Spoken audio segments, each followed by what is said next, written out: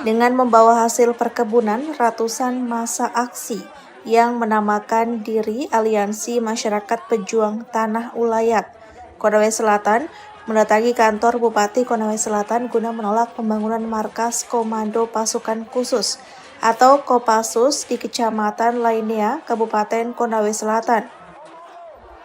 Aksi itu sempat terjadi saling dorong antara pendemo yang mayoritas petani dengan petugas Satpol PP yang berjaga. Massa berhasil masuk di halaman kantor Bupati Konawe Selatan dengan mendobrak pagar kantor.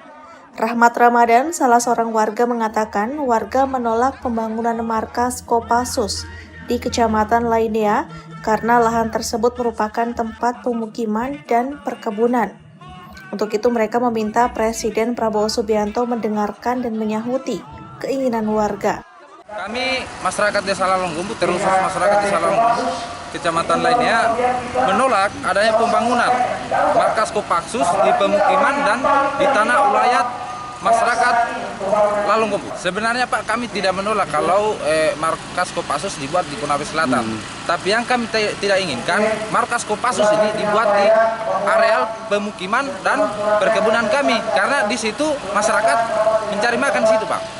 Berkebun, ada berarti sudah banyak tanaman masyarakat gitu Pak ya? Iya, sudah banyak Pak. Bahkan sawitnya sudah produksi Pak. Kalau masyarakat sejengkal pun kalau bisa sampai kepada Bapak Presiden, tolong dibebaskan untuk masyarakat.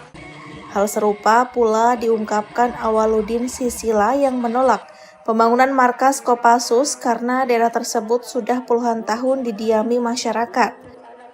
Dalam masyarakat menggugat tanah ulayat di Lalonggombu Kecamatan Lainea, sangat berharap kepada pimpinan ataupun pemerintah daerah untuk bagaimana membatalkan daripada niatan untuk membangun markas Kopassus di Kabupaten Konawe Selatan, khususnya di Lainea, karena tidak ada urgensinya untuk bagaimana dibangunnya markas Kopassus tersebut.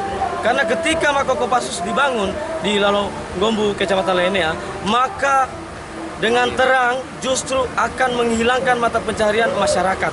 Karena lahan mereka, pertanian mereka sudah sangat subur dan sudah mulai tumbuh, bahkan sudah ada yang pernah panen. Tentunya kami sebagai massa aksi rakyat yang menggelar aksi tadi sangat kecewa dengan pernyataan seorang bupati yang tidak memperlihatkan ketegasannya serta kepemimpinannya, seolah-olah menjadi bupati logistik yang hanya berbicara soal regulasi yang itu takut oleh pemerintah pusat. Seharusnya dia berpihak kepada rakyat. Tapi hari ini menunjukkan bahwa Bupati Kabupaten Konawe Selatan tidak berani mengambil sikap untuk bagaimana pro terhadap rakyat.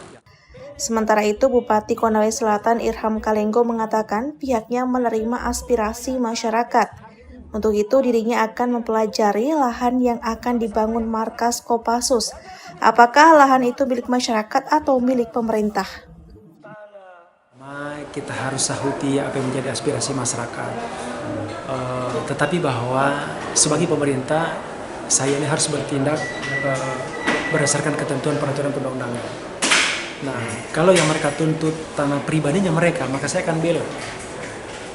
Kalau itu tanah pribadinya mereka yang dibuktikan dengan hak-hak kepemilikan, baik itu SKT, sertifikat.